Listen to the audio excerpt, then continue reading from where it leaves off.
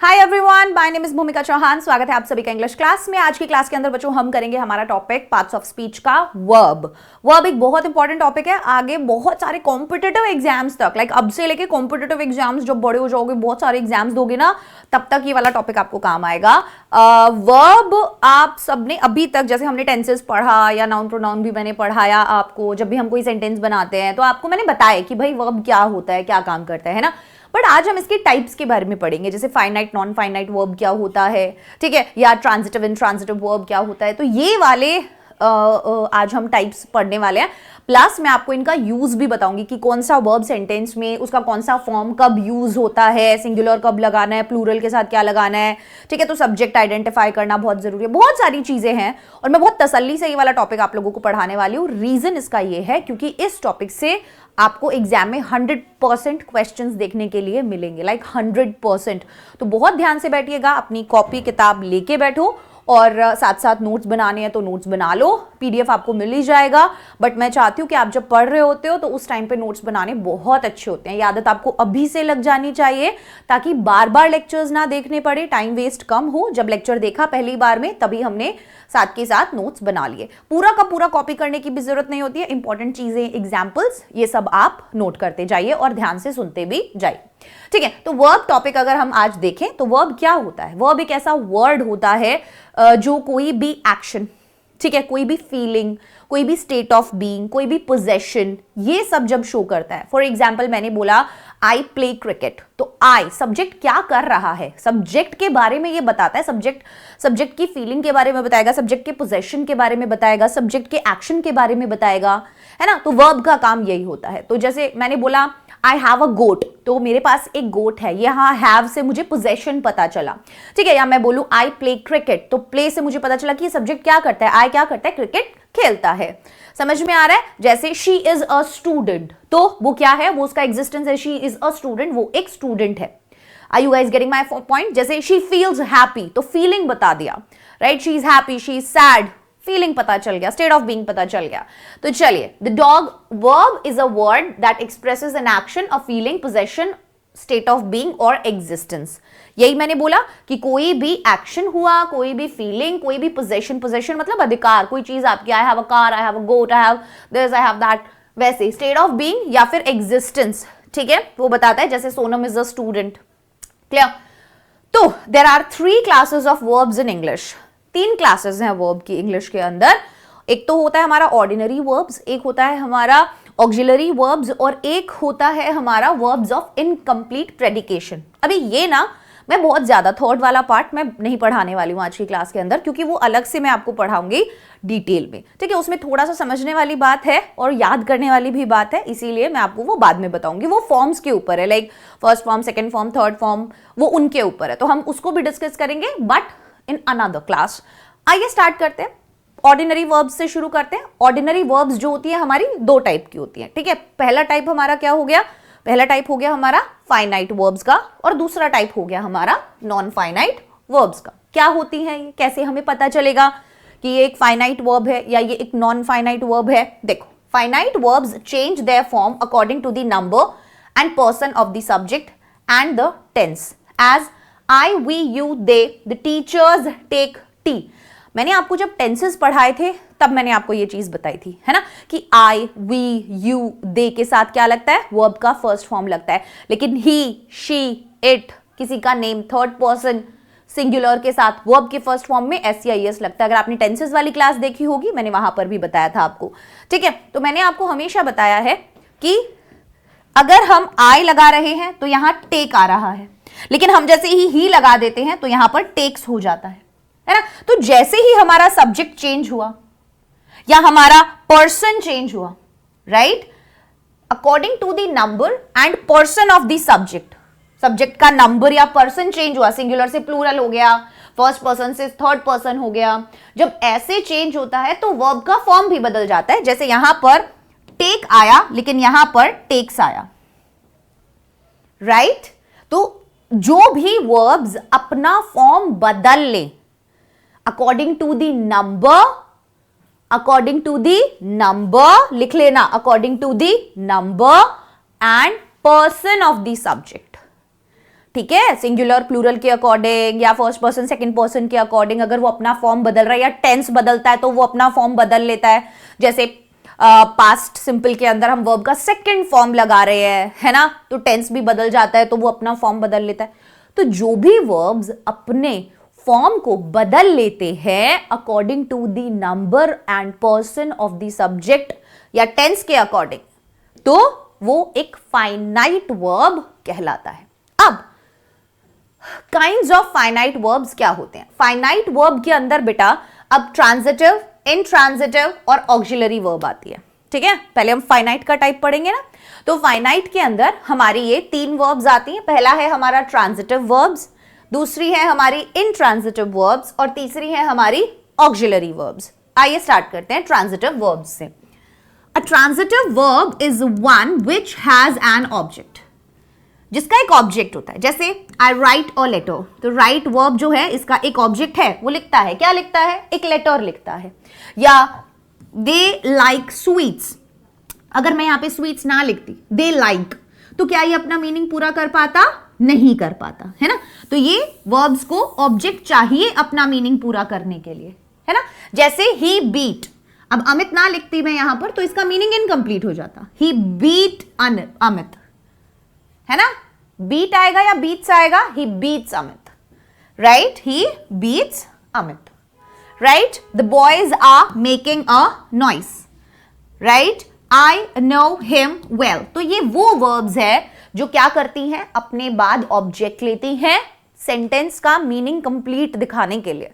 ठीक है, अगर हम उसके बाद कोई ऑब्जेक्ट नहीं लिखते तो वहां पर उसका मीनिंग कंप्लीट नहीं हो पाता। ठीक है, आगे बढ़ जाते हैं। The object usually answers the question what or whom. आपको पता करना है ऑब्जेक्ट अक्सर क्या करता है? सवाल का जवाब देता है, what या whom का जवाब देता है। जैसे I write a letter, अगर हम सवाल करें what do I write, मैं क्या लिखता हूं? a letter, तो a letter क्या हो गया? ऑब्जेक्ट हो गया, है ना। whom did he beat, किसको उसने मारा? अमित को, राइट। आया समझ में? चलो अब है in the above sentence the verbs right, like, beat, make, know take objects और letter, sweets, Mohan, a noise, है ना, ये सब इनके बाद ऑब्जेक्ट लगे हुए। A verb that takes an object is called transitive verb. कोई भी अगर आपसे कभी भी पूछे या आपको आइडेंटिफाई करने के लिए बोले तो आप ध्यान रखना कि वो वर्ब जो अपनी बाद ऑब्जेक्ट लेती है अपना मीनिंग पूरा करने के लिए, तो वो क्या कहलाती है? एक ट्रांजिटिव वर्ब कहलाती है। ठीक है, it denotes that an action passes over from the doer और सब्जेक्ट टू एन ऑब्जेक्ट। ये क्या बताता है कि सब्जेक्ट जो है, जो एक्शन कर रहा है, वो एक्शन किस पर हो रहा है ना, वो एक्शन किस पर हो रहा है। जैसे ही बीट्स अमित, अब वो मारने का काम किस पर हो रहा है? कूटने का काम किस पर हो रहा है? अमित पर हो रहा है, राइट। तो कोई भी जो ट्रांजिटिव वर्ब होगी वो क्या बताएगी कि जो सब्जेक्ट है, वो जो एक्शन कर रहा है वो किस पर कर रहा है, राइट। तो वो बताती है। Clear? Some transitive verbs require 2 objects after them. अभी कुछ ट्रांजिटिव वर्ब्स ऐसी भी होती है जो अपने साथ 2 ऑब्जेक्ट्स लेती हैं। They are called the direct and the indirect object. ठीक है, उन 2 ऑब्जेक्ट्स को क्या कहते हैं? एक होता है डायरेक्ट ऑब्जेक्ट, एक होता है इनडायरेक्ट ऑब्जेक्ट। अभी समझना बहुत इजी है, कुछ भी नहीं है इसके अंदर। ठीक है, अ पर्सन और a thing as he gave me a pen, he gave me a pen, या our grandmother tells us a story daily. So the thing is called direct object and the person is called indirect object. अगर अब आपको identify करना है तो जो चीज है वो होगी इनडायरेक्ट ऑब्जेक्ट और जो पर्सन होगा, सॉरी, जो चीज होगी, the thing is the direct object and the person is the indirect object. जो पर्सन होगा वो इनडायरेक्ट ऑब्जेक्ट होगा। जैसे मैं आपको एक समझाती हूं, ये देखो, ये वाला सेंटेंस हम लिखते हैं, ही गेव मी अ पेन। अब इस सेंटेंस के अंदर देखो, आपको इसको अगर आइडेंटिफाई करना है, ऐसे भी याद नहीं रहता है। गेव क्या है? वर्ब है हमारा। अभी इसने, ये जो वर्ब है ना, ये देखो, उसने दिया, क्या दिया? वर्ब से वहां पर सवाल करो, जो पहला आ रहा है ना, जो पहला जवाब आ रहा है वो डायरेक्ट है और किसको दिया फिर वो इनडायरेक्ट है। तो यहां पर अ पेन जो है वो हमारा डायरेक्ट ऑब्जेक्ट है डीओ, और मी हमारा यहां पर इनडायरेक्ट ऑब्जेक्ट है। इसीलिए हम बोलते हैं कि जो थिंग है, जो चीज है, वर्ब का जो एक्शन हो रहा होगा, जिस पर भी हो रहा होगा, है ना, तो जो थिंग है वो क्या होगा आपका डायरेक्ट, एंड जो पर्सन है वो इनडायरेक्ट। ठीक है, अब देखो यहां पर our grand mother tells us a story daily, है ना। अब यहां पर grand mother tells, tell verb है, क्या सुनाती है, वो क्या सुनाती है, स्टोरी। तो स्टोरी हमारा डायरेक्ट ऑब्जेक्ट हो गया और अस हमारा इनडायरेक्ट ऑब्जेक्ट हो गया। ठीक है, so if the indirect object is placed after the direct object, मान लो आगे पीछे भी लिखा हुआ है, ठीक है ना, it must be preceded by the preposition to या फॉर, तो फिर टू या फॉर प्रेपोजिशन आना जरूरी है। ठीक है, जैसे ही gave a pen to me, अब यहां पर पहले मी था ऊपर वाले सेंटेंस में, यहां पर अब ये मी बाद में चला गया। तो अगर मान लीजिए इनका जो प्लेसमेंट है वो ऐसे हो जाता है कि पहले आपका क्या आ जाता है, डायरेक्ट ऑब्जेक्ट आ जाता है, और बाद में आपका इनडायरेक्ट ऑब्जेक्ट आ जाता है, तो आप ध्यान रखना हमेशा कि उसके पहले फिर आपको टू या फॉर प्रेपोजिशन लगाना होगा। ठीक है, can you get a job for me, तो जॉब यहां पर डायरेक्ट ऑब्जेक्ट है, मी यहां पर इनडायरेक्ट ऑब्जेक्ट है। यूजुअली जो प्लेसमेंट होता है वो पहले इनडायरेक्ट ऑब्जेक्ट होता है और फिर डायरेक्ट ऑब्जेक्ट होता है, बट अगर आप पहले डायरेक्ट ऑब्जेक्ट लिख रहे हो और बाद में इनडायरेक्ट ऑब्जेक्ट लिख रहे हो तो आपको एक प्रेपोजिशन लगाना होगा उससे पहले, या तो टू लगाओ या फॉर लगाओ।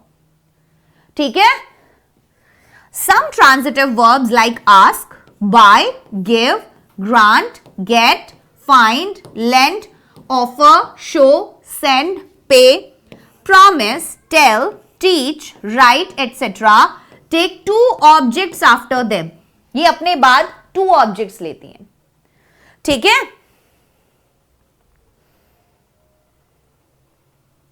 अब बारी आती है, अब इसका एक एग्जाम्पल देखो, जैसे यहां पर हमें आस्क है ना, आस्क है, तो दो ऑब्जेक्ट चाहिए इसके बाद यार। He asked me a question, है ना, तो यहां पर दो ऑब्जेक्ट लेती हैं ये अपने साथ। सो ध्यान रखिएगा, कुछ ट्रांजिटिव वर्ब्स ऐसी होती हैं जो, अब देखो हमेशा हम नहीं बोल सकते, इट्स नॉट लाइक ऑलवेज, कोई भी रूल, एक्सेप्शंस हर जगह होते हैं। ठीक है, intransitive verbs क्या है? An intransitive verb is one which has no object. एक intransitive verb वो verb होती है जिसके पास कोई ऑब्जेक्ट की आपको जरूरत नहीं होती, जैसे the sun rose, तो यहां पर आपको ये एक्शन है, इसके बाद किसी ऑब्जेक्ट की जरूरत नहीं है, ये अपने आप में अपना मीनिंग कंप्लीट कर रहा है ना, हाँ या ना। या the baby sleeps, तो ये उसका स्टेट है, यहां पर हमें किसी भी ऑब्जेक्ट की बाद में जरूरत नहीं है। ठीक है, some verbs like come, go, fall, die, sleep, lie, etc. ये एक्शन डिनोट करती है and they can never be used as transitively. ठीक है, तो उनको हम ट्रांजिटिवली यूज नहीं कर सकते। क्लियर? क्लियर। चलिए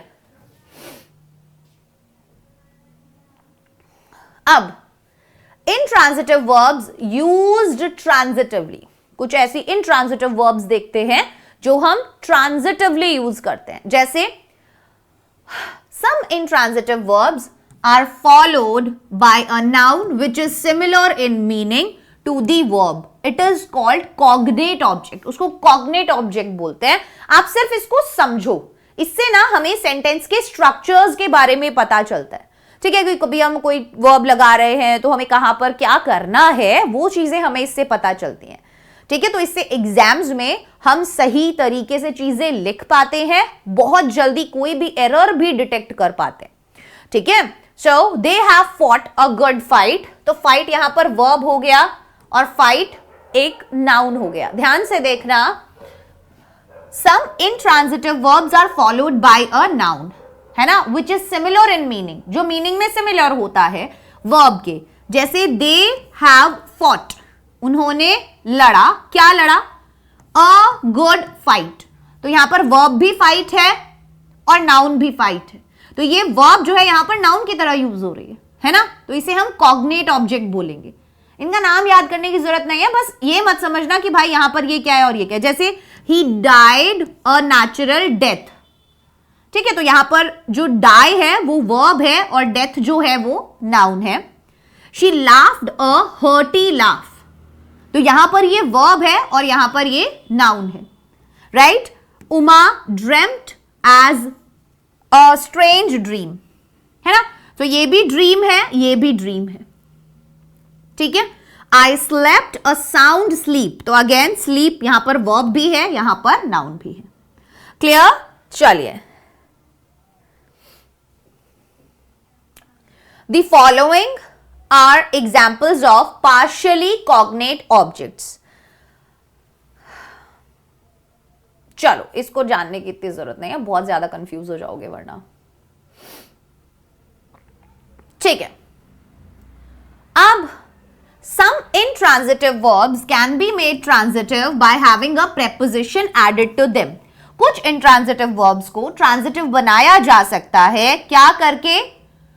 By having a preposition added to them. जैसे do not laugh at the beggar, right? या the police is looking into. So looking के बाद हमने into लगाया, laugh के बाद हमने at लगाया, right? तो ये कुछ इंट्रांजिटिव वर्ब्स थे जो कि ट्रांजिटिव बनाए जा सकते हैं उनके साथ एक प्रेपोजिशन को ऐड करके। Clear? The principal asked for, ask के बाद फॉर लग गया, फिर ऑब्जेक्ट आ गया his name. She wishes for nothing more, we talked about the matter several times, so talked about, wishes for, आया समझ में? चलिए, अब अगला है when an intransitive verb is used in a causative sense, मतलब कि in the sense of causing a thing to be done, in a sense of causing a thing to be done मतलब जैसे the horse walks, है ना, the intransitive हो गई यहां पर, ये verb, इसको इसके बाद अपना ऑब्जेक्ट नहीं चाहिए है, horse क्या करता है? चलता है। अब इसको ट्रांजिटिव कैसे बनाया जा सकता है? he walked the horse, है ना, उसने क्या किया? He walked the horse. So when an intransitive verb is used in a causative sense में जब हम उसको यूज करते हैं, मतलब in the sense of causing a thing to be done, it becomes transitive, right? Birds fly, Ram flies a kite. Fly यहां पर भी है, fly यहां पर भी है, right? He burnt with shame, he burnt his finger. या the glass broke, या he broke the glass. Clear हो गई ये बात, राइट? चलिए आगे बढ़ जाते हैं. There are a few intransitive verbs in which the casual sense is indicated by change of some vowels. कुछ vowels बदल के भी किया जा सकता है. तो कुछ ऐसी intransitive verbs होती हैं जिसके अंदर जो casual sense है वो इंडिकेट किया जाता है by a change of some vowels. Change of some vowels जैसे द ट्री फॉल्स, तो यहां पर कैसे बनाया गया? The wood cutter fells the tree with an axe. तो यहां पर ए था और यहां पर ई हो गया. फॉल का क्या हो गया? फेल हो गया. Lie still, lay the table, right? हाँ या ना? Rise early, raise your hand. Change हो गया ना? Sit here, I set the books in order. तो वो कह रहे हैं कि कुछ ऐसी इंट्रांजिटिव वर्ब्स हैं जिसके अंदर in which the casual sense, जो कैजुअल सेंस है, is indicated by change of some vowels. कुछ वॉवल्स आगे पीछे करके हम उन्हें बना सकते हैं. ठीक है, समझ लो बस. सिर्फ ये समझो कि क्या है, किस तरीके की होती हैं, कैसे कैसे बदलती रहती हैं, कैसी दिखती हैं सेंटेंस में. ठीक है. अब when a preposition is prefixed to an intransitive verb, it becomes transitive. कोई भी प्रेपोजिशन अगर प्रीफिक्स्ड है, जैसे Rana Pratap overcame the enemy. अब केम के पहले ओवर प्रेपोजिशन फिक्स है. He bravely withstood, stood से पहले विद फिक्स है. The river overflows its bank, flows से पहले ओवर फिक्स्ड है ना। तो कोई भी प्रेपोजिशन अगर प्रीफिक्स्ड है किसी भी इंट्रांजिटिव वर्ब में, इट बिकम्स ट्रांजिटिव, तो फिर वो ट्रांजिटिव बन जाती है, तो उसको फिर अपने बाद एक वर्ब की जरूरत पड़ जाती है ना। फिर इन सब के बाद आपको वर्ब दिख रहा होगा, है ना। अदरवाइज अगर हम ऐसे लिखे दी रिवर फ्लोज, तो ये अपने आप में मीनिंग कंप्लीट कर रहा है। तो ये यहां पर एक ये यहां पर एक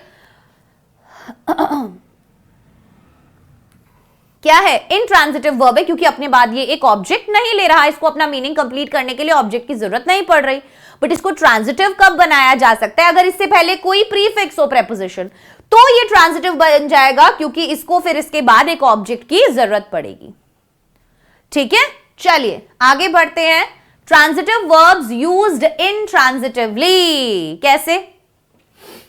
When the verb is used in general sense and no object is thought of, general sense में यूज हो रहा है, जैसे द बेल रैंग लाउडली, कोई ऑब्जेक्ट नहीं है, राइट, कोई ऑब्जेक्ट नहीं है। तो जब वर्ब जो है वो एक जनरल सेंस में यूज किया जाए and no object is thought of, ठीक है। द बस स्टॉप्ड सडनली, एकदम से बस रुक गई, right. Sita cried all of a sudden, या we eat to live, right. Clear है, कोई ऑब्जेक्ट नहीं था ना, बताइए। So transitive verbs used intransitively, ये ट्रांजिटिव वर्ब्स है, लेकिन ये यहां पर इंट्रांजिटिवली ऐसे यूज हो रही है ना। When reflexive pronoun is omitted as, जैसे draw yourself near me, तो यहां पर अगर draw near me करूं तो वो समझ जाओगे। keep to the right, तो यहां पर yourself जो है वो understood है, ये हटा दिया गया है, राइट। तो जब रिफ्लेक्सिव प्रोनाउन इज ओमिटेड, ये जो रिफ्लेक्सिव प्रोनाउन है पढ़ा था लास्ट क्लास में, ये हटा दिया जाए, तो तब भी हम ट्रांजिटिव वर्ब्स को इंट्रांजिटिवली यूज कर सकते हैं। ठीक है, क्लियर हुआ? चलिए, मूव योरसेल्फ अ लिटिल, तो move a little, I moved near the stage, right, yes और नो? यस। चलिए, certain verbs when used reflexively they are intransitive, and when they are used as ordinary verbs they are transitive. देखो, एक minute बच्चों,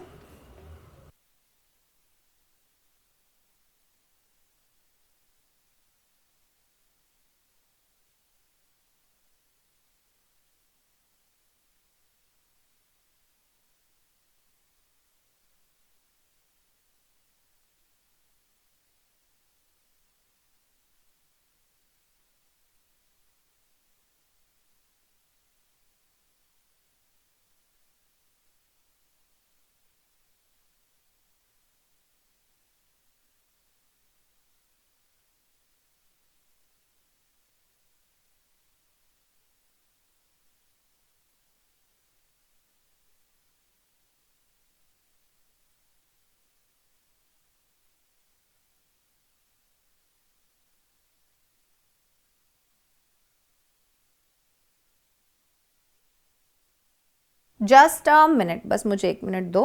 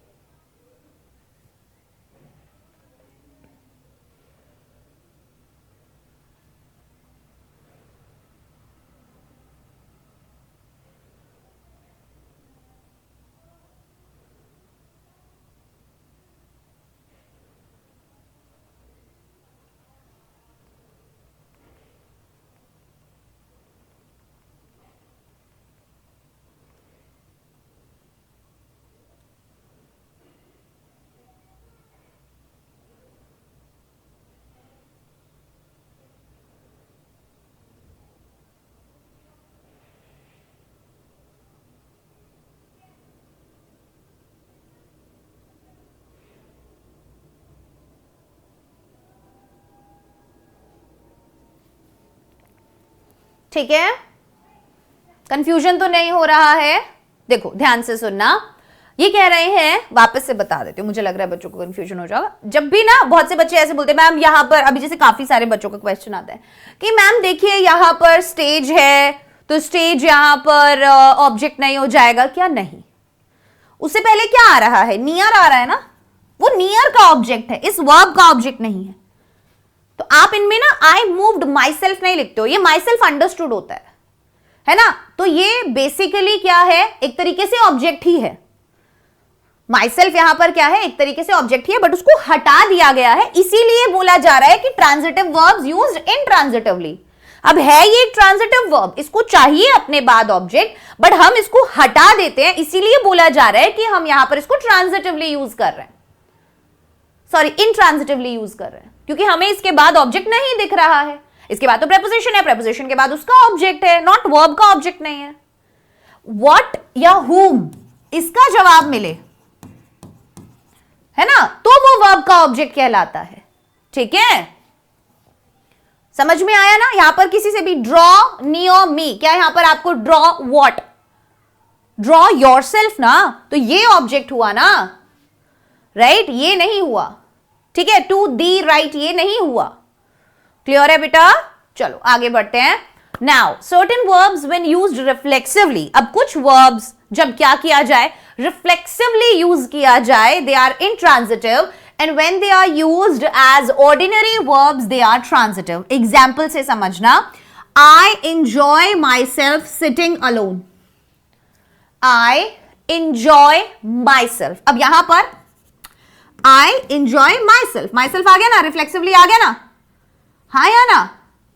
sitting alone, अब enjoy के बाद क्या आ गया? I enjoy what? Myself, right? The Japanese feed themselves on rice, reflexively use हो रहा है ना, इंट्रांजिटिव के तरीके से यूज हो रहा है। तो बेसिकली आप ध्यान रखना, ही enjoys गुड हेल्थ, यहां पर ये ट्रांजिटिवली यूज हो रहा है। ठीक है, एज ऑर्डिनरी, तो यहां पर ये रिफ्लेक्सिवली यूज हो रहा है, इंट्रांजिटिवली, सॉरी इंट्रांजिटिव, एंड यहां पर ये ऑर्डिनरी, लाइक ट्रांजिटिव की तरह यूज हो रहा है। तो कोई भी वर्ब सेंटेंस पर डिपेंड करता है कि कब ट्रांजिटिव की तरह काम कर रही है, कब इंट्रांजिटिव की तरह काम कर रही है। ठीक है, तो कुछ वर्ब्स जब रिफ्लेक्सिवली यूज की जाए, certain verbs when used reflexively they are intransitive, तो वो क्या होती है? इंट्रांजिटिव होती है। And when they are used as ordinary verbs, जब वो नॉर्मल ऑर्डिनरी वर्ब्स की तरह यूज की जाए तो वो ट्रांजिटिव होती हैं। ठीक है, क्लियर है? आया समझ में? तो ये यहां पर इंट्रांजिटिव कहलाएंगी और यहां पर ये ट्रांजिटिव कहलाएंगी, है तो सेम ही। क्लियर है? क्लियर है। आगे बढ़ते हैं, ऑक्सिलरी वर्ब्स पे आते हैं। An auxiliary verb is a helping verb. It helps the principal or main verb to form a tense, mood or voice. पढ़ा है हमने, जब टेंस पढ़ा था तब क्या? It helps the principal or main verb. क्या काम करती है ये?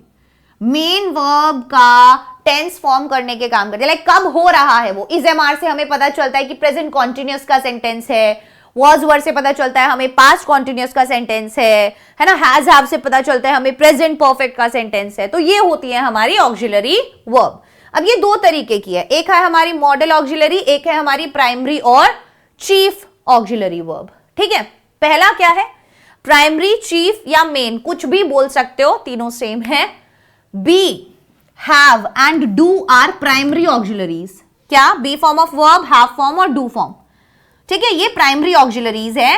दे can come alone and so they are called chief auxiliaries. ठीक है, ये अकेले आती हैं, इनको अपने साथ मेन वर्ब की जरूरत नहीं रहती है।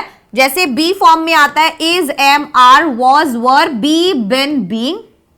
हैव में आता है हैज, हैव, हैड, हैविंग। और डू में आता है do, does, did, done, doing. ठीक है, समझ में आया?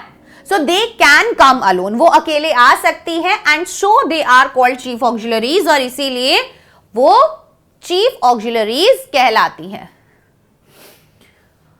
मॉडल ऑक्सिलरीज आप सब जानते होंगे, can, could, may, might, will, shall, would, should, ये सब मॉडल ऑक्सिलरीज कहलाती हैं। ये क्या काम करती है?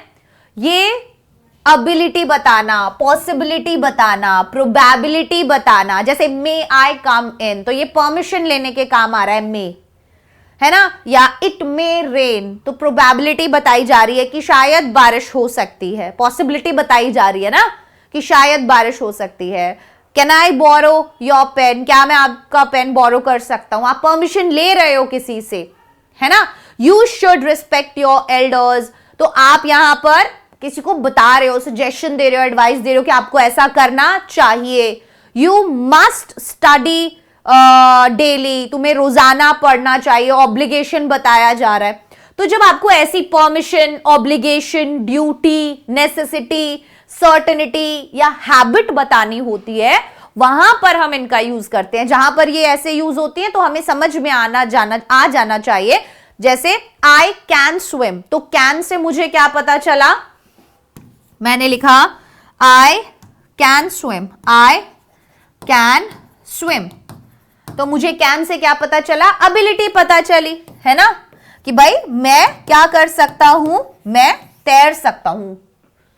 She can speak English fluently, मुझे अब कैन से पता चला ये उसके अंदर एबिलिटी है, राइट। तो इन्हीं मॉडल वर्ब्स से हमें पता चलता है मैनर ऑफ एक्शन, ठीक है। So ability, possibility, probability, permission, obligation, duty, necessity, certainty, habit in the past and present also, ठीक है।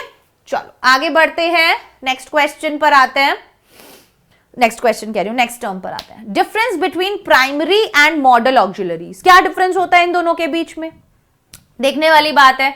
The primary auxiliary changes its form according to the number और person of the subject. Primary auxiliary क्या करती है बच्चों? अपना number, अपना person जो है वो सब्जेक्ट के अकॉर्डिंग बदल लेती है। पर जो मॉडल ऑक्सिलरीज होती है वो ऐसा नहीं करती, ठीक है। जैसे I do my duty, he does his duty, he did, तो जैसे ही टेंस बदला तो बदल गया, जैसे ही सब्जेक्ट बदला तो बदल गया, है ना। I am a student, you are a doctor, यहां पर आर हो गया, यहां पर एम था, and she is a girl, जैसे सब्जेक्ट बदला बदल गया। He was a poet, they were players, again change हो गया। But I can jump, she can jump, he can jump, they can jump, सब में यही रहेगा। You can jump, we can jump, they can jump, can can can can, चाहे subject बदले, ठीक है, चाहे पर्सन बदले, नहीं बदलता है। राम, अब टेंस बदले तो बदल सकता है ना। जैसे कैन का पास्ट के लिए कुड हो सकता है, ठीक है। These boys can jump, it can jump, ठीक है। The model auxiliaries can not come alone but is always used with the main verb, अकेले नहीं आ सकती है, मेन वर्ब के साथ आएगी। The primary auxiliaries can be used alone and as a main verb also, but primary auxiliaries अकेले भी आ सकती है, मेन वर्ब के साथ भी आ सकती है। जैसे we should serve our country, है ना, तो हमें चाहिए ये वर्ब इसके साथ। आई कैन सॉल्व, चाहिए हमको एक वर्ब इसके साथ। यू नीड नॉट गो, चाहिए हमको वर्ब इसके साथ। He will help you, help चाहिए हमको, तो ये अकेले नहीं आ सकती, ठीक है, ये मेन वर्ब के साथ आती है। बट लेकिन आई एम अ डॉक्टर, यहां पर एम अकेले आ सकता है। ही इज अ लायर, आ सकती है ये अकेले। वी डिड आवर ड्यूटी, ये अकेले आ सकती है और ये मेन वर्ब की तरह काम कर सकती है, ठीक है। Point number 3, model auxiliary is always followed by V1, हमेशा ध्यान रखना इनके बाद हमेशा वर्ब का फर्स्ट फॉर्म लगता है, ठीक है। But only do, does and did as primary auxiliaries are followed by V1. Model auxiliaries हमेशा V1 लेती है, लेकिन केवल डू, डज या डिड जो है वो अपने साथ V1 लेती है। जैसे I will help you, अब will के साथ V1 लगा। She can do it, do verb का फर्स्ट फॉर्म लगा। He can swim, can के साथ वर्ब का फर्स्ट फॉर्म लगा। He does not write a letter, write verb का फर्स्ट फॉर्म लगा। I do not play football, यहां पर वर्ब का फर्स्ट फॉर्म लगा। He did not beat me, verb का फर्स्ट फॉर्म लगा। लेकिन अब देखना, but if the modal auxiliary is followed by be and have, है ना, अगर ये है ही मे बी, अगर मॉडल ऑक्सिलरीज के बाद बी या हैव आ जाता है तो भैया बात बदल सकती है। जैसे ही मे बी प्लेइंग, हो सकता है वो खेल रहा है, ही मे बी प्लेइंग, या we could have helped you. तो यहां पर देखो वर्ब का थर्ड फॉर्म, यहां पर वर्ब के फर्स्ट फॉर्म में आईएनजी, ठीक है। तो बी और हैव अगर आ रहा है मॉडल ऑक्सिलरी के बाद तो दूसरी फॉर्म ऑफ वर्ब जो है वो यूज की जा सकती है।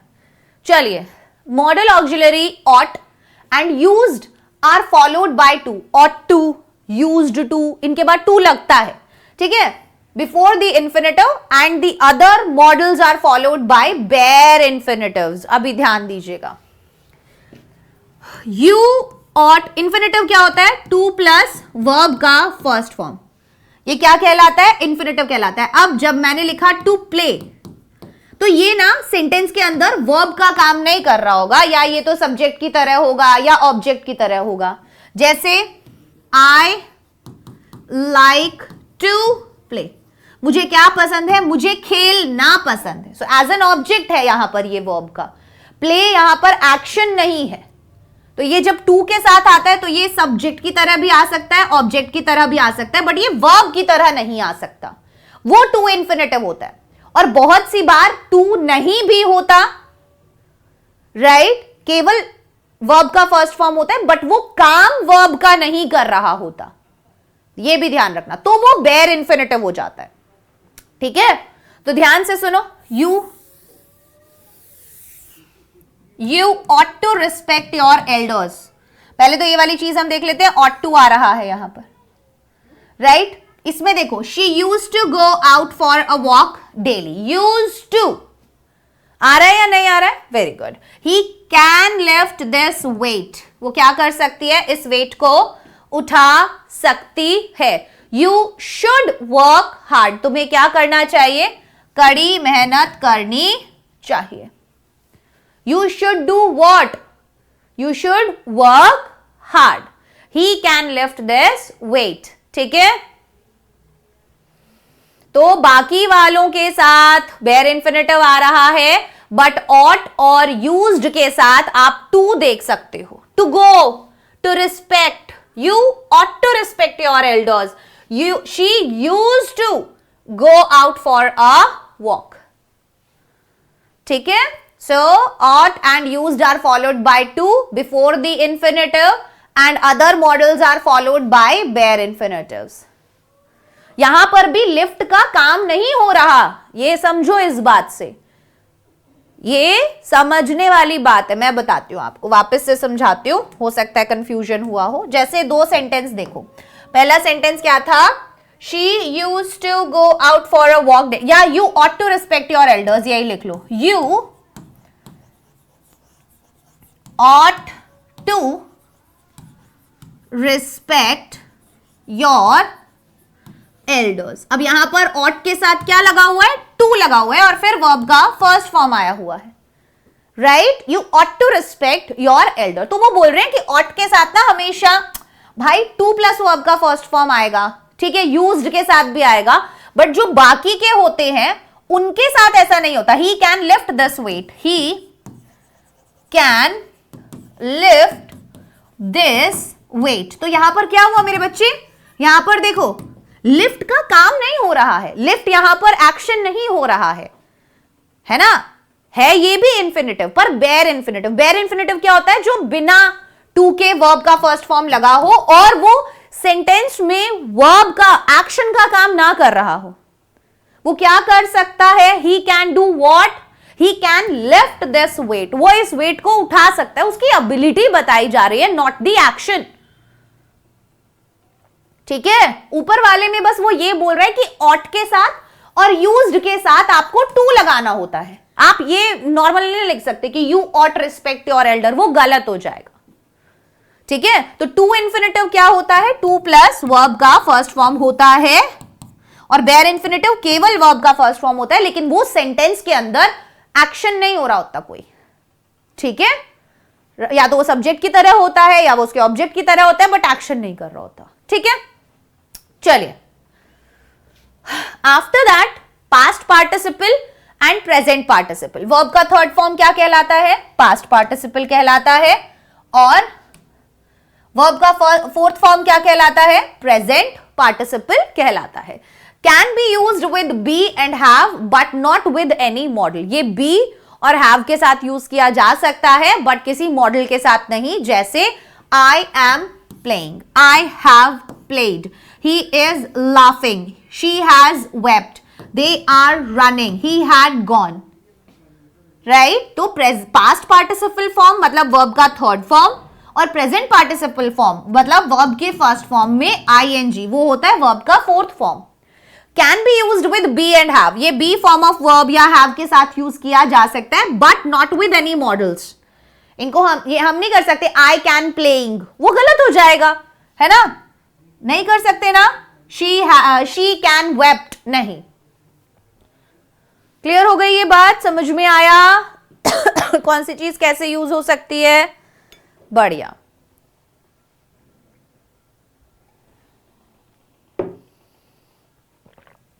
आगे बढ़ते हैं।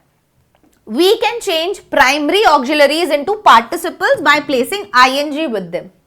हम क्या कर सकते हैं? हम बदल सकते हैं प्राइमरी ऑक्सिलरीज को पार्टिसिपल्स में। पार्टिसिपल क्या है? वर्ब का फोर्थ फॉर्म। बाय प्लेसिंग, है ना, आईएनजी विद देम, उनके साथ क्या करके? आईएनजी लगा के, but not so the modals. जैसे being a shy girl she did not enjoy the party, या having done his work Rohit went home. पर ये सब जो है मॉडल्स के साथ नहीं हो सकता। ठीक है, तो प्राइमरी ऑक्सिलरीज को हमने बी को बीइंग में बना दिया ना, बी के आगे आईएनजी लगा दिया ना, हैविंग बना दिया ना, तो हमने इनको पार्टिसिपल्स में कर दिया, but we can not do it with modals. ठीक है, नेक्स्ट है primary auxiliary can be used in the infinitive form if preceded by the other verbs as. अब देखो प्राइमरी ऑक्सिलरी जो है ना, can be used in the infinitive form, वो infinitive form में यूज की जा सकती है if preceded by other verbs, अगर उसके बाद अदर वर्ब्स है तो। ठीक है, प्रीसीडेड, सॉरी, पहले अदर वर्ब्स है तो। जैसे आई वॉन्ट टू हैव, तो यहां पर क्या कर दिया? टू हैव हो गया, उससे पहले वर्ब है। शी पोजेस टू बी, तो इससे पहले आपको दिख रहा है वर्ब है। तो हम अगेन ऑक्सिलरीज को टू इंफिनिटिव में बदल सकते हैं अगर उनसे पहले दूसरी वर्ब्स हैं तो। ठीक है ना, यहां पर हैव को टू हैव बना दिया, यहां पर बी को टू बी बना दिया, लेकिन ये जरूर होना चाहिए कि उससे पहले कोई और वर्ब का होना जरूरी होता है। ठीक है, नेक्स्ट है we can not use V1 with primary auxiliaries except do, does and did. और हम वर्ब का फर्स्ट फॉर्म जो है वो यूज नहीं कर सकते प्राइमरी ऑक्सिलरीज के साथ, केवल डू, डज या डिड के साथ ही वर्ब का फर्स्ट फॉर्म यूज होता है, बाकी के साथ नहीं कर सकते। बहुत बढ़िया, अब आते हैं प्राइमरी ऑक्सिलरी पे, थोड़ा और डिटेल में देखते हैं। ठीक है, कहां यूज होते हैं? To be form of verb का यूज कहां होता है? As principal verb in present in its real form. जैसे be careful about your dress, है ना, उसके फॉर्म में। बी नोबल एंड ऑनेस्ट, तो यहां पर क्या कहा जा रहा है कि ऐसा हो, बी केयरफुल, केयरफुल रहना, उस वाले फॉर्म में बोला जा रहा है। तो in present and in its real form हम इसे यूज कर सकते हैं। दूसरा, as intransitive verb of complete predicate in the sense of existence. जैसे God is, that means God exists, तो ये कंप्लीट प्रेडिकेट ही हो गया भाई, right? As an intransitive verb, एक इंट्रांजिटिव वर्ब के तरीके से, देखो इज के बाद कोई भी ऑब्जेक्ट नहीं है तो ये इंट्रांजिटिव वर्ब के तरीके से हो सकता है ऑफ कंप्लीट प्रेडिकेट, तो ये प्रेडिकेट ही हो गया ना, ये सब्जेक्ट हो गया, ये प्रेडिकेट हो गया, right? In the sense of existence, existence के सेंस में कि गॉड इज मतलब गॉड एग्जिस्ट करते हैं, उस सेंस में ये यूज हो रहा है इज यहां पर। अदरवाइज हम ऐसे करें तो ये तो हमें ऐसा लगेगा कि ये तो भाई कोई कंप्लीट मीनिंग दे ही नहीं रहा है ना। As an intransitive verb of incomplete predicate और लिंकिंग वर्ब्स, जैसे शी इज वेरी काइंड, वो क्या है? बहुत काइंड है, तो ये क्या हो गया? इंट्रांजिटिव वर्ब की तरह हो गया क्या है वो? बहुत काइंड है। आई एम अ स्टूडेंट, मैं क्या हूं? एक स्टूडेंट हूं। दे वर पुअर, वो क्या थे? गरीब थे। राइट तो ये तो इनकी क्वालिटी है ना। पुअर तो कौन थे? ये थे। काइंड कौन थे? ये थे। तो यहां पर भी ये इंट्रांजिटिव की तरह यूज हो रही है ऑफ इनकम्प्लीट प्रेडिकेट और लिंकिंग वर्ब्स। चलो समझ में आया?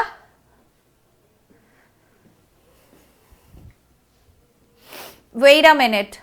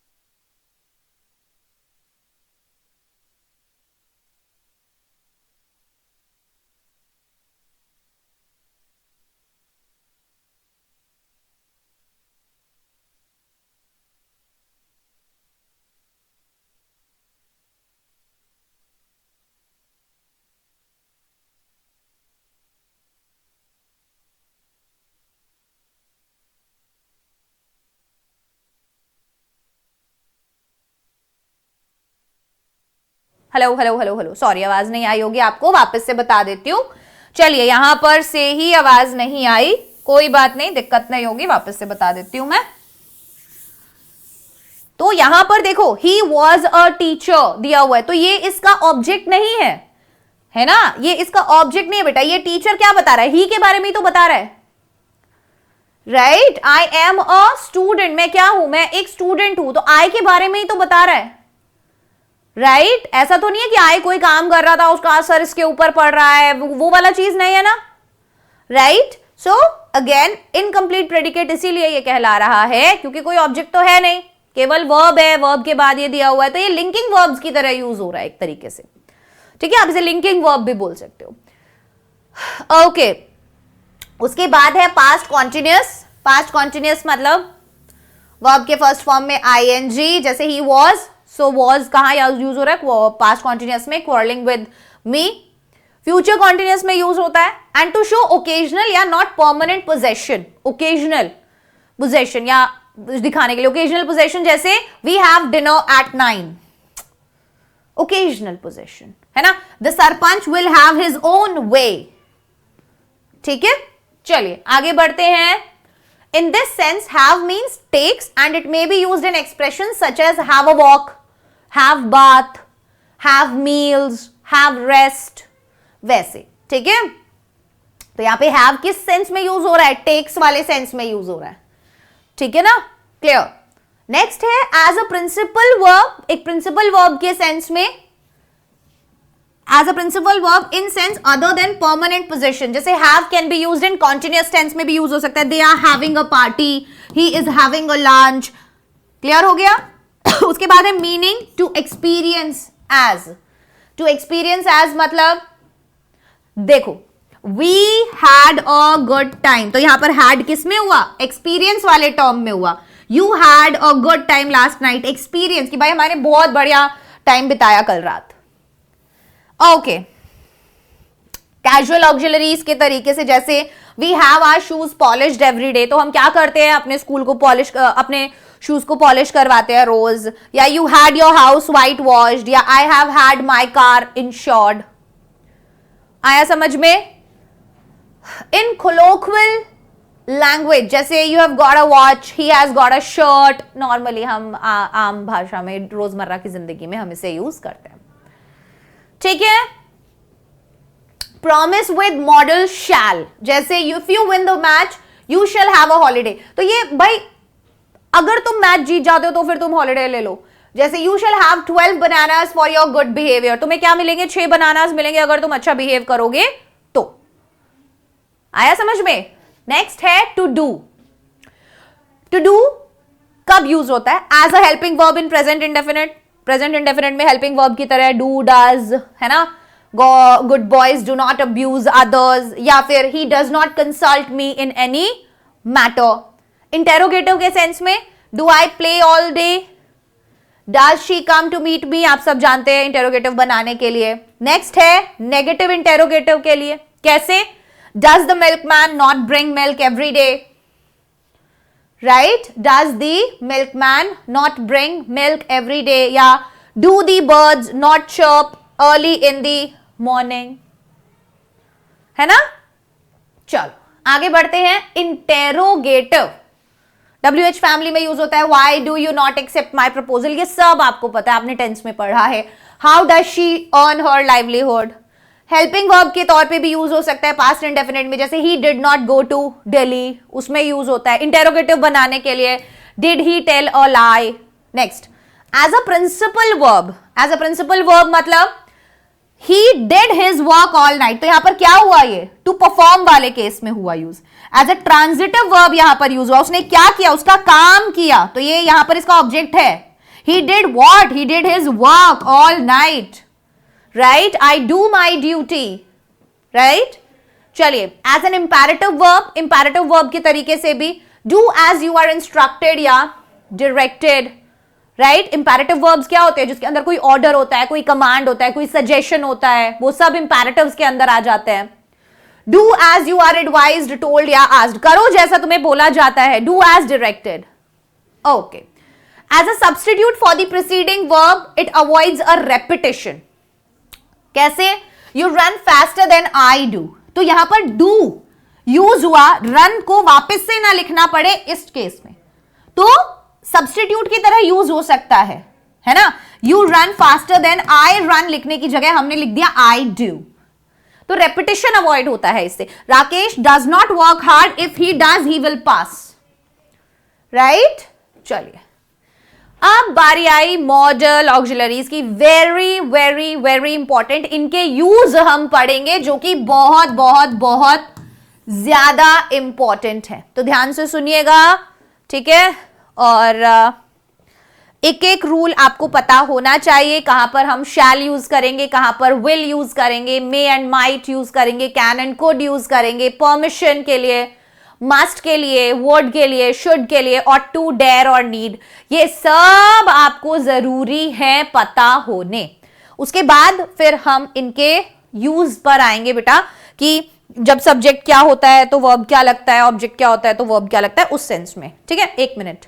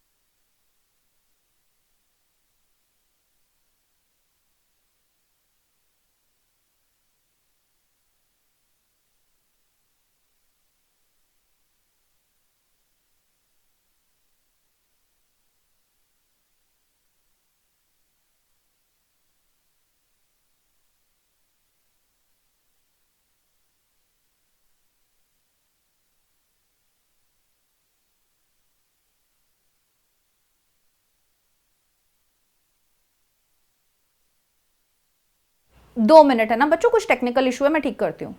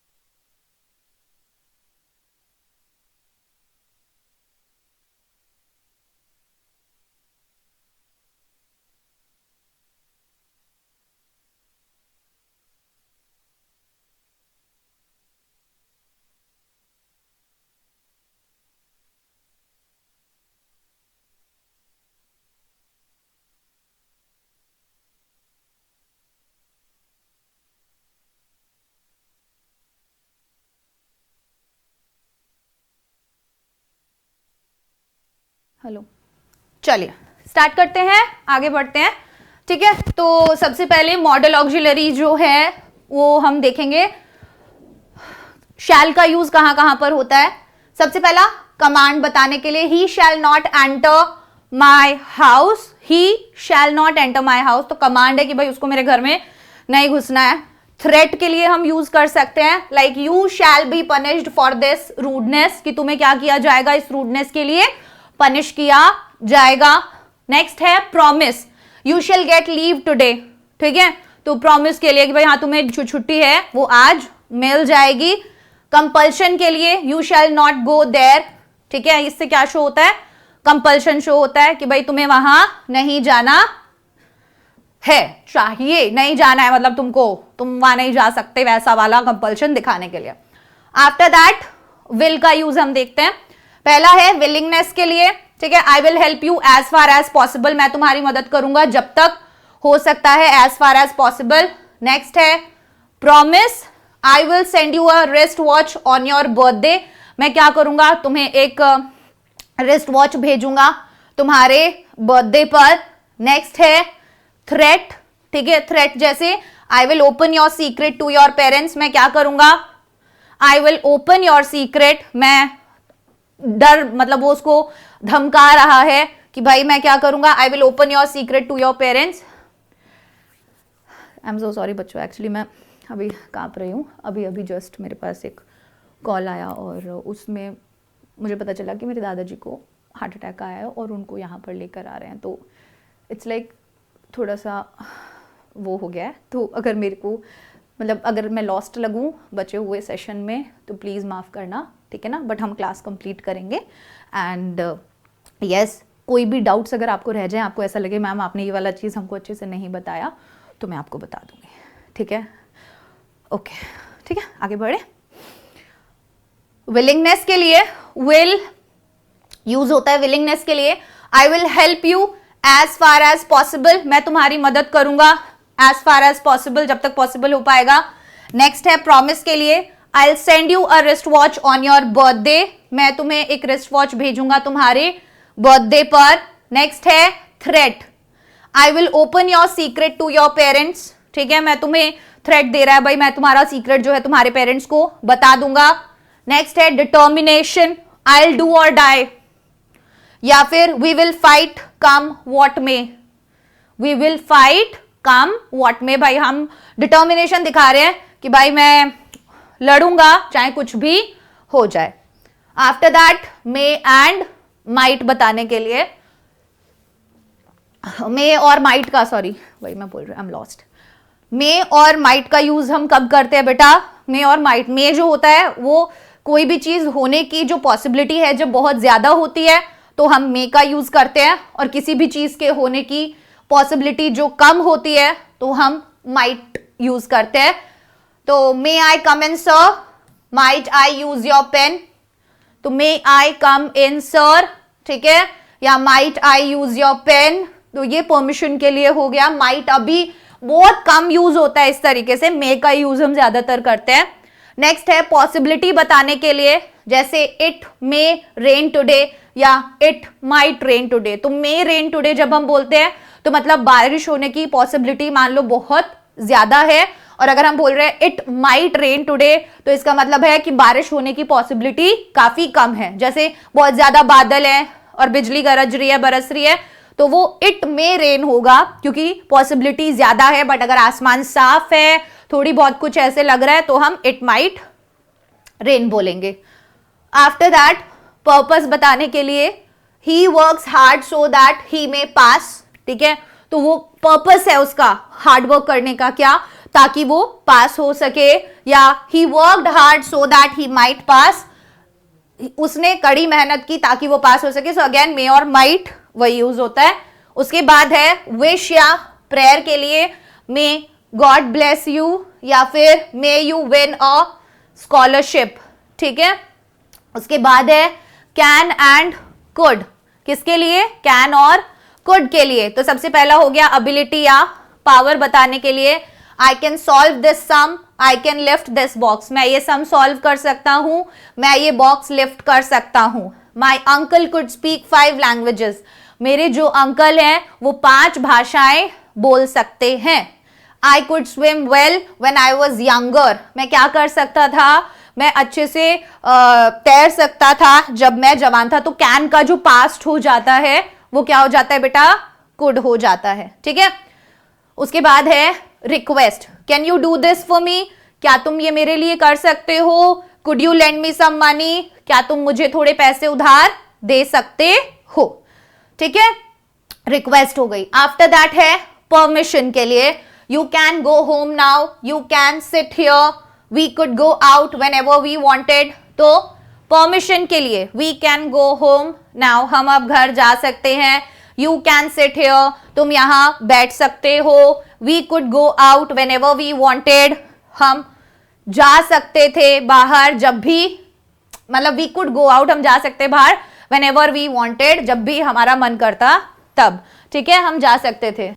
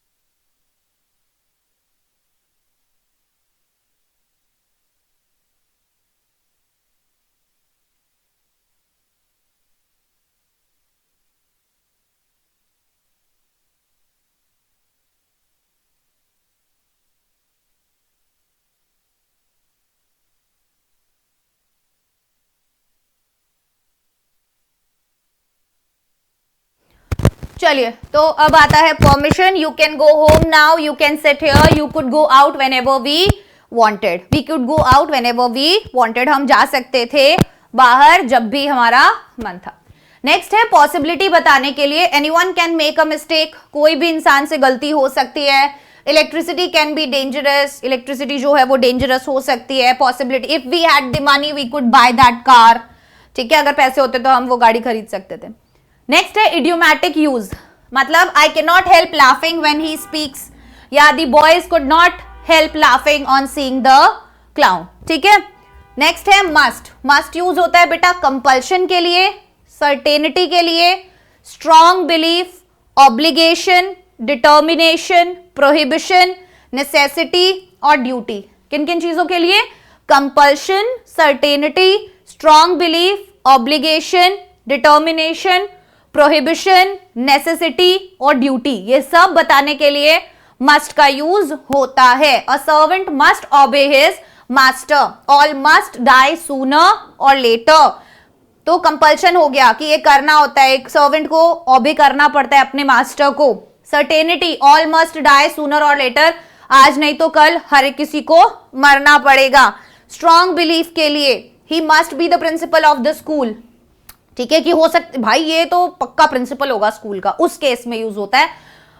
ऑब्लिगेशन के लिए we must obey the laws of our country. हमें क्या करना है? ऑब्लिगेशन है, हमें हमारी कंट्री के जो लॉ है वो फॉलो करने ही करने हैं. डिटर्मिनेशन के लिए I must finish this work by evening. भाई मैं तो आज करके रहूंगा, ये काम पूरा खत्म है ना. Necessity, we must build our house, own house. हमें बनाना पड़ेगा अपना खुद का घर. Duty, we must serve our country. ठीक है, हमें अपने देश की सेवा करनी चाहिए. नेक्स्ट है वुड का यूज. सबसे पहले है habit. He would get up early in the morning and go for a walk daily. ये उसकी आदत है, तो आदत बताने के लिए. नेक्स्ट है रिक्वेस्ट के लिए. Would you have a cup of T. ठीक है, क्या तुम एक चाय लोगे, लेना पसंद करोगे, तो वैसा वाला पूछ रहे होते हो जब आप. प्रेफरेंस के लिए I would rather die than beg. मरना पसंद करूंगा मैं, भीख मांगने की नौबत ना आए भगवान, वरना मैं मरना पसंद करूंगा, वैसे वाले सेंस में. तो प्रेफरेंस है कि मर जाऊंगा. Determination, I would go whether you like it और नॉट. डिटर्मिनेशन शो करता है मैं I would go whether you like it और नॉट. नेक्स्ट है wish. Would that I were a prince. ठीक है. आफ्टर दैट है शुड के लिए. ड्यूटी सबसे पहला यूज होता है. You should respect your teachers. तो ड्यूटी अगर आपको बतानी है तो आप क्या करते हो? शुड का यूज करते हो. एडवाइस या सजेशन के लिए you should drink milk daily. तुमको रोजाना दूध पीना चाहिए. पर्पस बताते हैं work hard लेस्ट you should fail. कड़ी मेहनत करो वरना क्या हो जाओगे? फेल हो जाओगे. अजम्पशन और इन्फ्रेंस के लिए we should be here by, she should be here by now. Assumption और इन्फ्रेंस के लिए है ना, वो अभी तक she should be here by now, पहुंच जाना चाहिए था उसको अभी तक यहां पे. Probability, should he see me, he would know me at once. ठीक है, अगर वो मुझे देख लेगी तो मुझे एक बार में ही पहचान जाएगी. ought to, एडवाइस और सजेशन, मोरल ड्यूटी और सोशल बाइंडिंग या strong probability. So ought to, you ought to see your doctor at once. Advice हो गई या सजेशन हो गया. मोरल ड्यूटी या सोशल बाइंडिंग जैसे you ought to respect your parents, teachers या एल्डर्स, मोरल ड्यूटी हो गई. नेक्स्ट है strong probability. She ought to pass this year. ठीक है, इसमें क्या हो गया? स्ट्रॉन्ग प्रोबेबिलिटी हो गया. नेक्स्ट है dare. Dare he say these words to my face. He dare not oppose me. Right, तो क्या उसकी हिम्मत क्या है मेरे सामने ये मतलब शब्द बोलने की? ही डेयर नॉट अपोज मी, उसकी हिम्मत नहीं होनी चाहिए मेरे को उल्टा बोलने की, अपोज करने की. Need I go there, you need not go there. ठीक है. After that